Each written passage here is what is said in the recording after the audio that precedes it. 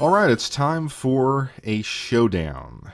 And this is something that I started on the YouTube channel, but I am carrying it over to the podcast, and this is a really controversial one. I'm talking about the most influential console of the 1990s.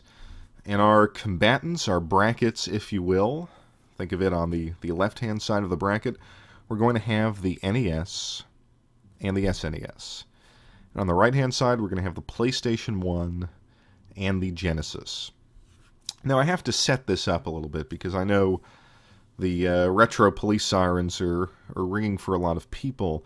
Why would I go with the NES? And what do I mean by or influential?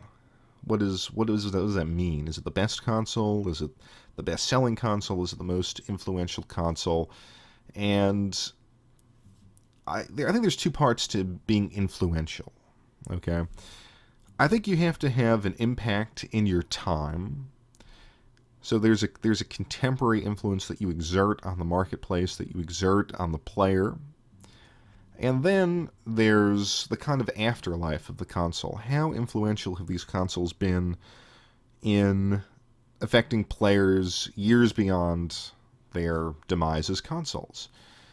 And I think you have to balance the two. It's not purely sales data. I mean, all of these consoles sold well. So I don't think you can say, well, the PlayStation 1 sold the most, so that's the best. It's not about the best games. Not purely about the best games. Because if I were doing that, I would say, okay, well, it's Super Nintendo, it's Sony PlayStation, and the Super Nintendo wins. I think you have to again, balance what it did in its time to its afterlife.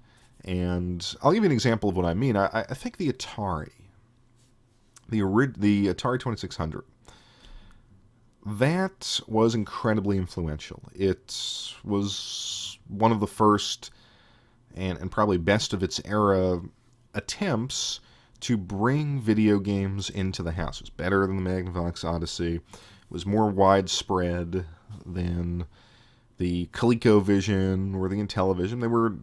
Those were better systems, arguably, but it was the Atari that exerted that tremendous influence. Now, are the Atari games any good? Are these games that you would want to go back and play? I know that there's a lot of sentimentality out there for the Atari, but in my experience, both at the time and now looking back on it, I don't want to play Atari games. I didn't want to play them back then. I think the majority of them are just not very good, and it required a certain degree of imagination to get into it back in the day. Yes, you have Frogger and Pac-Man, and I know there's some debate about whether the Atari 2600 Pac-Man was any good, but I don't think the Atari 2600 is a console that you would go back to. So I think it really gets nicked when it comes to the afterlife, but for its time, extremely influential. So I picked the NES, SNES, Genesis, and PlayStation 1 because I think that they make strong arguments in both directions. Incredibly influential in the 90s, and also in each case, systems worth going back to. They have the sales record behind them. So the question is quality of games and influence at the time. So it's not the best, and the best console of all time is so subjective that I think that this kind of approach makes it a little bit more interesting. So let me get back to the Nintendo. The Nintendo, why did I include it in the most influential console of the 90s segment? The Nintendo is obviously released in 85 here in North America, and really had its run in the 80s. It saved the video game industry in the 80s. So why am I saying, and of course the Super Nintendo was released in, I believe, August of 1991, so surely I should include that. But I think there's an argument to be made for including the Nintendo in this discussion, simply because we have to remember, it's not like people went out and bought the Nintendo right at launch. It took a number of years to really get that market penetration.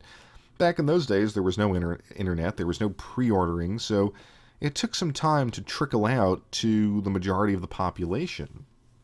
And The Nintendo, for me, well, there were some early adopters that I knew, and these were people who weren't so much into games. There was one family whom we visited fairly frequently when I was a kid, and it was one of those situations where the father was this executive, and they had the best of everything, so they had a Nintendo because it was the thing to get in 86 or 87 for Christmas or something like that.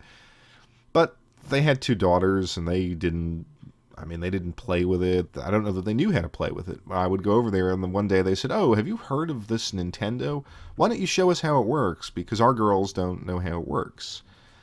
And that was the kind of atmosphere. So, who knows how often they played that. And the other situation was, I mentioned this guy on a video at some point. He was a big time, major electronics collector. He was really into AV. He had everything from the newest Betamax players, the top of the line Sony color TVs, tons of VCRs, Laserdisc, CD players, speakers. The guy was just into AV, and I was fascinated by this guy and everything that he had. And he had a very early Nintendo. But it was the same thing. He had kids, and was a friend my age who wasn't really that into it. In fact, it got hooked up on occasion. It was one of those on occasion things. Like, okay, let's plug that Nintendo in and see what you guys can do. Okay, Nintendo time is over, we move on. So it really took until the late 80s, early 90s for Nintendo to catch on as a hobby for a large majority of my friends. And these people weren't necessarily in my circle of really close friends. The AV guy's son was to a degree, but the guys that were my gaming friends, they started getting it in the late 80s, early 90s. So I got mine in 89, and a couple of them had it a little bit earlier than I did, as I got it for Christmas. But it seemed like 90 was a really great year to be a Nintendo collector. And I think the Nintendo system, and by the way, people got it after that as well. So I think the Nintendo frenzy really was a late 80s, early 90s thing. And so many of the great releases, when I went back to look at all of the releases for the NES, so many of the really great ones came out either in 90 or slightly thereafter. So what do I mean by that? What are the games that came out in 90? Let's listen to this run of games. We had River City Ransom, Super Mario Bros. 3, Final Fantasy, Ninja Gaiden 2 and 3, Chippendale's Rescue Ranger, Punch-Out, Castlevania 3, Dragon Warrior 1, Dr. Mario, Mega Man 3, Star Tropics, and Teenage Mutant Ninja Turtles, the arcade game, which I know is not technically considered a great game, but boy, did that have a lot of impact on us. Back in the day, the idea that you could play this consoleized version of a popular arcade game was amazing. Then you go on throughout the 90s, Battletoads, Tecmo Super Bowl, Mega Man 4, Dragon Warrior 3 and 4, Mega Man 5 and 6, Kirby's Adventure, and that's not to mention the kind of sleeper titles like Mighty Final Fight and so many other games that were enjoyable to play, even if they wouldn't go down to the pantheon of great Nintendo games. So all of that running throughout the 90s, and a lot of it parallel to the SNES. It wasn't like, you have to remember this, it wasn't like people, okay, SNES is out, Nintendo's gone. It was, well, what is the Super Nintendo? Is it backwards compatible? I talk about this on my SNES versus Genesis video, where my parents were like, whoa, wait a minute, this is not backwards compatible, stick with the Nintendo. There was a lot of that mentality back there. And it took a while, I would say until 92, 93, well, 93 is a little bit late, but really until 92, late 92, in the case of the people that I knew, for the Super Nintendo, Sega Genesis era to catch on. So I think it's fair, the best game, arguably, for the SNES, I think it's the best game for the SNES, Super Mario 3, came out in the 90s. And could you imagine if it just ended in December of 1989, Nintendo was done, that was it, the era of the NES was over, and you didn't have these games. pretty surprising. I mean, we would think of the system much, much differently. So I think the Nintendo, the SNES, kind of built the framework. It laid the groundwork, however you want to put it, for the frenzied gaming of the 90s. And I think it belongs in the discussion for that reason. Now let's look at the Super NES. The Super NES, what can you say about it? It did everything that the Nintendo did and did it better. It looked better, it sounded better. It took a lot of the gaming concepts and expanded upon it. And I'm not going to spend a ton of time talking about the merits of the SNES. I did this in that Genesis versus SNES video. So it was an amazing system. It had so many terrific games, and I'm not saying that that the SNES needed to wait until 92, 93 to get going. No, then it came out of the gates just incredibly strong with F-Zero, Pilot Wings, and of course Super Mario World. And I always say that you can't. It's very hard to communicate what that jump was like. Talked about it, podcast, channel, but when you went from the NES to the SNES, it was really eye-opening. The technology was that impressive. So how do you do it? How do you how do you pit the NES, SNES against each other in battle? The NES sold more units. The SNES had far better games. So again, it comes down to the question of how do you rate its impact on the times versus its sort of afterlife. And I would say that the nostalgia, the impact these games have had into 2016 are fairly equal. I mean, I don't think people say to this day, as retro gamers, well, I'm only going to stick to Super Nintendo games because they are so much better than the SNES games. I think they've enjoyed a lot of parity in how we look back at them. And certainly they've created and generated so much interest, and there's so many sequels, and these franchises are still running strong. But I think when you go back, no one has decided, well, I'm not going to play Super Mario 3 because Super Mario World is so much better. So I think they're fairly equal in that regard. We have to then get to the question of contemporary impact. For as major as the Super Nintendo was, I think if Nintendo didn't have, the SNES or the NES didn't have the run that it had in 90, in 91, I'm not sure that the foundation would have been there for the kind of gaming that we enjoyed throughout the 90s. The Nintendo was so foundational, not only in bringing back the industry in the 80s, but then creating this hobby. And it's a hobby that didn't take hold in 1986 and 1987 with the NES. It really sort of achieved its broad appeal in, I think, 89, 90, 91. I don't have the sales data to back that up. I don't know how many of its, I think they sold about 64 million units. I don't know how many were sold in each year. But I want to, especially for people who didn't live through that time, there wasn't this breaking point. Original Xbox is done, Xbox 360 is taken over. It wasn't anything like that. So I do think the NES was a major player in the 90s, and because of that impact that it had, I think you have to just give it the win. Not by much, but it gets the win. If we were talking about great games, SNES all the way. But the question of influence, of which is the most influential, gotta just give it to the NES. All right, go to the other side of the bracket. We have the Sony PlayStation and the Sega Genesis. Now, purely from a sales standpoint, and these are worldwide sales that I'm quoting here, the PlayStation 1 was a phenomenon.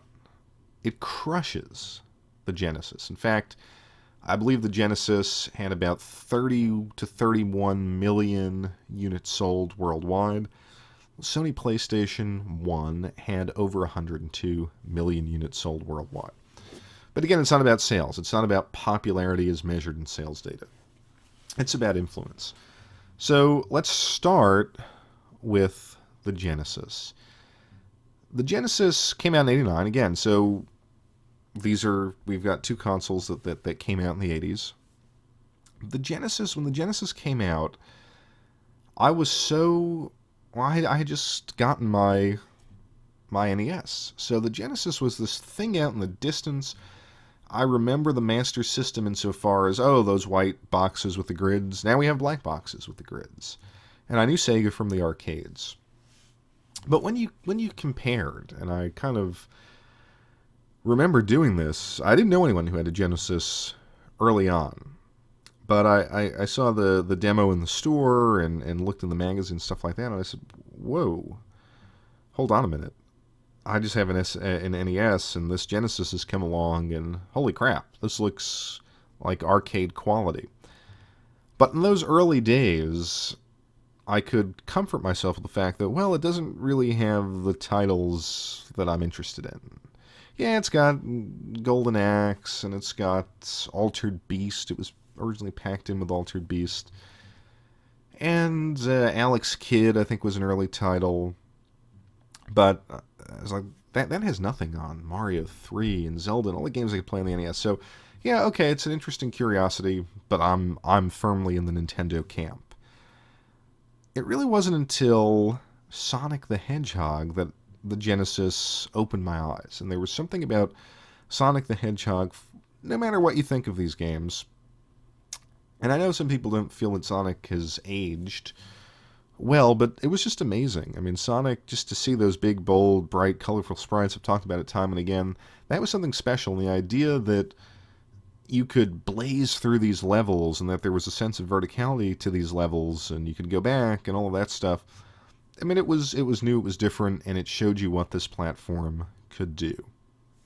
So, and again, the SNES had come out, and although I think Sonic came out slightly before the SNES was released, in any event, it competed incredibly well, graphically, technically, with the NES, and as the games for the Genesis were released and refined, and you had all the wonderful titles, it competed incredibly well with the SNES.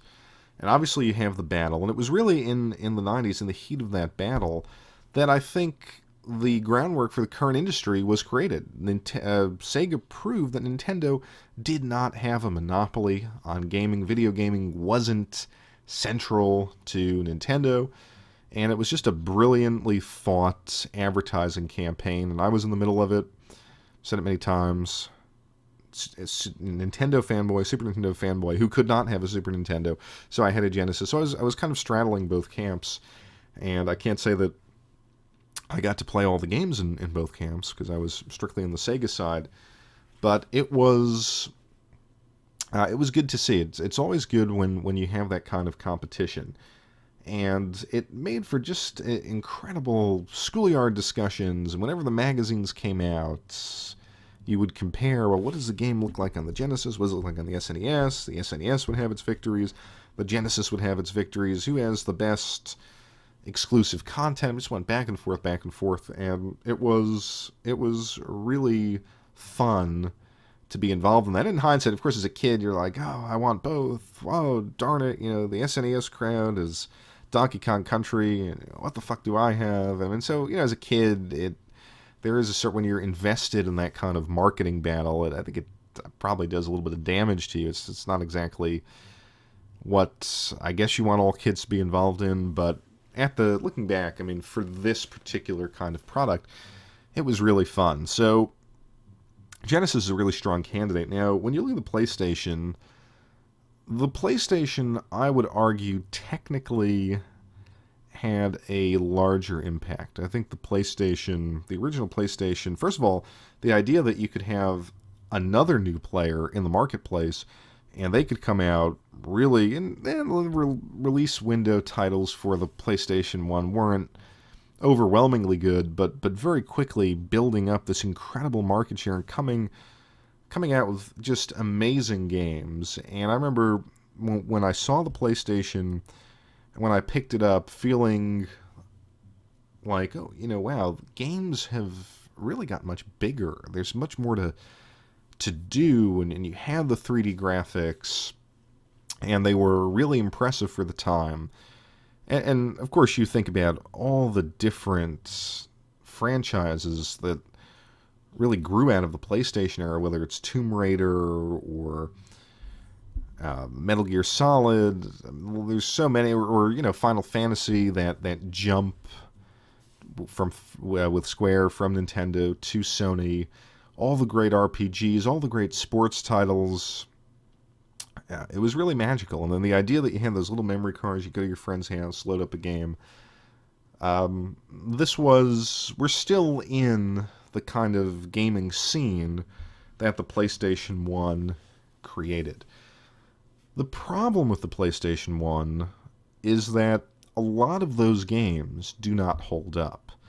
And I have a very kind of special place in my heart for the PlayStation 1 because I really love JRPGs. So the JRPG aspect of the PlayStation 1, when I thought about this and I sat down, I was like, oh, of course the PlayStation 1 is going to win. Not only do you have the JRPGs, but you've got the Metal Gear Solids, even things like Crash Bandicoot Racing, Mega Man Legends, Parasite Eve. I guess that's in the JRPG camp. Resident Evil, Jet Mode. I mean, all of these games. How could the Genesis possibly compete? And then I went back and played some of these games, and I said, you know what? Especially with Mega Man Legends, where I said, I can't play this game. I'm so used to controlling the camera with the right analog stick. It was just hard to play that game, and that's a good-looking, blocky, early 3D game, and there's some really, really bad ones out there. And so I think the only games that have aged reasonably well are the JRPGs, but so many of them, I think, even something like, and this wasn't a great game, but Need for Speed Hot Pursuit, I put so much time into that game, or Gran Turismo, both of them. I thought these cars looked so great. I went back, it was like someone regurgitated pixels on the screen. So the influence, I mean, there's a huge influence of where gaming has gone based on how it started on the PlayStation 1, but the influence of these actual games, you want to go back and play them, I would say probably in 70% of the cases, no, you don't. You don't want to go back and play these early 3D games. I mean, I think in that sense, the N64 really takes the cake as far as early 3D stuff.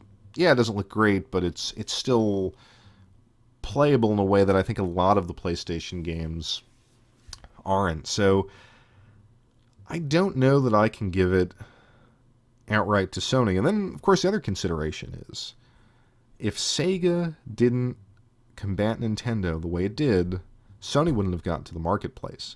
They may have tried to come up with a peripheral. Obviously, they tried with the Nintendo when it failed. Maybe they would have gone to Sega or NEC or whatever, but I don't think they would have gotten pissed off and said, we're going to try this market by ourselves. If Nintendo had completely controlled the market, I don't know that they would have had the leverage to do it. The fact that Sega created a market battle, I think it created the market that we have today. It created a market where a lot of different players could be competitive. It pushed the envelope technologically. It showed the broader business world that this was a competitive, big-time business. I think that's so important. I think that historical fact, combined with the great games that the Genesis has, and by the way, these games, much like all 16-bit sprite work, is still just as beautiful to play today as it was back in its era. Cannot say the same for 3D games.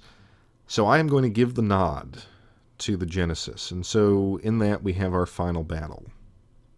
NES, Genesis. Most influential console of the 90s.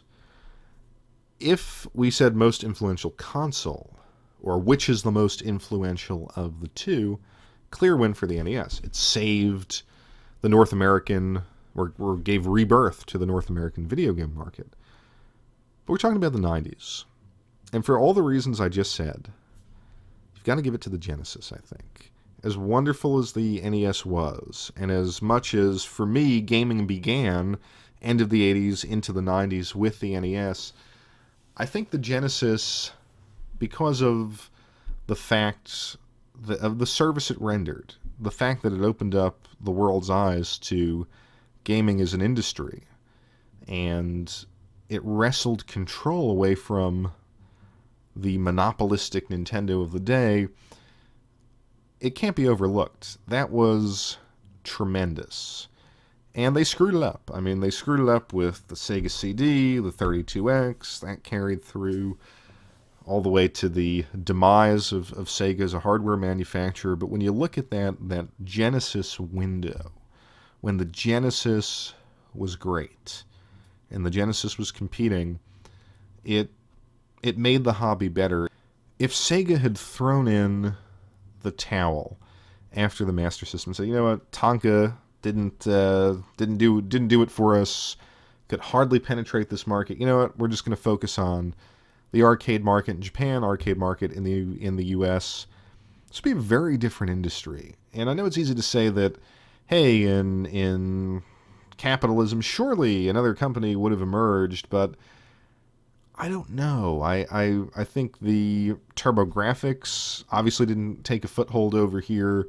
I think there would have been competition in Japan, certainly, but I think other manufacturers might say, you know, Nintendo's got the US. Let's move on. The PC eventually would have competed, but maybe the industry as a whole wouldn't have expanded at the rate at which it expanded without the Genesis doing what it did, and doing what it did so boldly and so aggressively.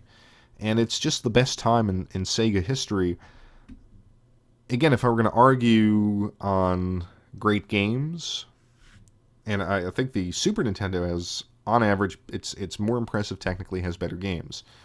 Not by much, but I think it does. I think the NES has the NES has some iconic games, and I think more iconic than the Genesis. But the influence in the time, it's hard to argue with the full package that the Genesis has. It has great games. It has historical impact. It has an incredible afterlife. I think you have to give it to Sega. I think the Sega Genesis, is the winner. I think it is the most influential console of the 90s.